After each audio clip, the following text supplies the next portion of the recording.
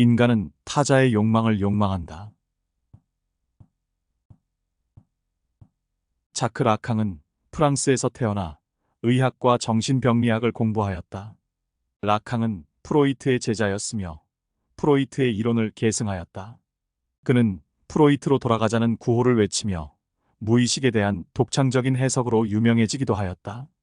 프로이트에 대한 라캉의 재해석에서 우리가 주목해야 할 것은 욕망 개념이다.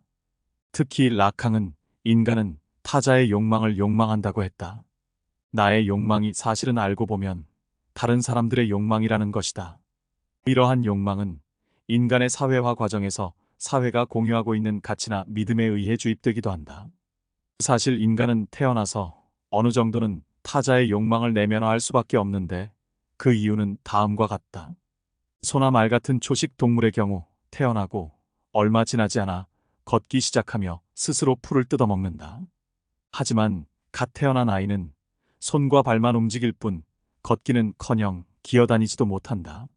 인간이 다른 동물과 크게 다른 점은 독립된 개체로 스스로 생존을 지킬 수 없는 유아기가 매우 길다는 것이다.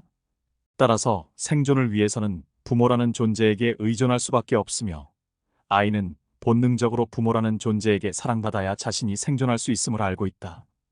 이 과정에서 우리는 부모의 욕망을 내면화한다. 유아기에 우리가 걷기 시작하고 무엇을 해낼 때마다 부모는 기뻐하며 환하게 미소 짓는다.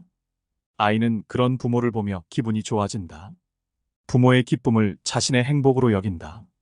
이 과정은 성장기가 되어서도 마찬가지다. 아이가 공부를 잘하면 부모는 기뻐한다.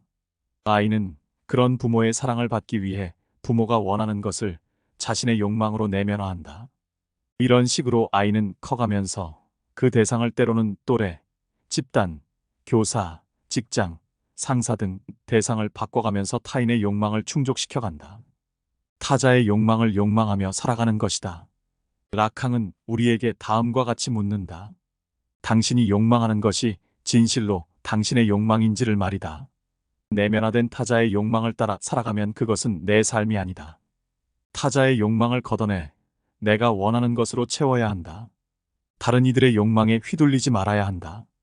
요즘 초등학생들에게 꿈이 뭐냐고 물어보면 유튜버라는 대답이 많이 나온다. 가끔 치과 의사나 공무원이라고 말하는 아이들도 있다. 시골 한적한 곳에서 책을 읽으며 살고 싶다는 순진한 꿈들을 이야기하는 아이는 없다. 그런 꿈들은 부모들이 차단하기 때문이다. 해변에 오두막을 짓고 책 읽으며 살려면 먼저 돈이 있어야 하고 돈을 많이 벌려면 공부를 잘해야 한다고 가르친다. 처음에는 엄마의 말에 수긍하지 않지만 나이가 들면서 돈이라는 현실을 받아들이게 된다. 게다가 엄마의 말을 듣지 않으면 갈등을 각오해야 한다. 갈등은 인정받을 수 없을지 모른다는 불안감을 불러온다. 결국 아이는 엄마의 욕망을 자신의 것으로 받아들인다. 이것이 라캉이 모든 욕망은 타자의 욕망이라고 말한 이유이다. 인간의 세계는 언어에 의해 구축된 상징적 세계다. 이 세계에는 규칙과 제도라는 것이 존재한다. 이른바 문명이다. 인간이 문명의 세계에 진입하려면 자연적 본성을 억압하고 사회적으로 길들여져야 한다. 문명이라는 세계에 접어드는 인간에게 본성을 억압하고 기존의 가치관을 수용하는 것은 필수적이다. 이때 기존의 가치관을 수용한다는 것은 결국 타자의 욕망을 받아들이는 과정이기도 하다. 타자의 욕망을 받아들인 아이는 부모의 욕망을 욕망한다. 직장인들도 상사 혹은 회사의 욕망을 욕망한다. 그래야만 부모와 상사로부터 인정받을 수 있고 인정받아야 주체가 되면 물론 생존할 수 있다. 하지만 이 욕망은 채울 수가 없다고 했다. 부모와 상사 또한 다른 사람의 욕망을 욕망하기 때문이다. 부모는 자신의 아이가 좋은 대학에 가서 판검사가 되었다고 자랑하고 싶어 한다. 그것이 사람들로부터 인정받는 길이기 때문이다. 이런 사람들이 주변에 넘쳐나면 어떻게 될까? 우리 사회 분위기 자체가 그렇게 되어버린다. 좋은 대학, 좋은 직장, 전문직으로 돈을 잘 버는 사람이 되는 것이야말로 삶에서 가장 중요시해야 할 욕망이 되어버린다. 문제는 왜 그걸 해야 하는지 잊어버리게 되었다는 것이다. 타자의 욕망을 욕망하면서도 그런 줄 모르고 살아가고 우리 사회가 그러니 어쩔 수 없다. 이것이 현실이라는 식으로 받아들인다. 다른 삶의 가능성은 불가능한 듯 생각한다. 아이는 자연적 본성을 포기하고 문명과 타자의 욕망을 받아들이면서 근원적인 만족에 대한 향수를 품게 되는데, 그것이 라캉이 말하는 진짜 욕망이다. 물론 욕망은 사물을 상징화해서 언어 체계 속에 가두는 기표의 효과이기도 하다.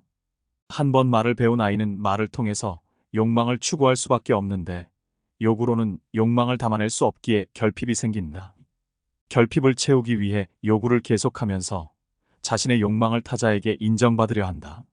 자신의 욕망을 인정받으려면 타자의 시선으로 자신의 욕망을 봐야 한다. 인정받기 위한 욕망이 타자의 욕망을 수용하게 하는 것이다.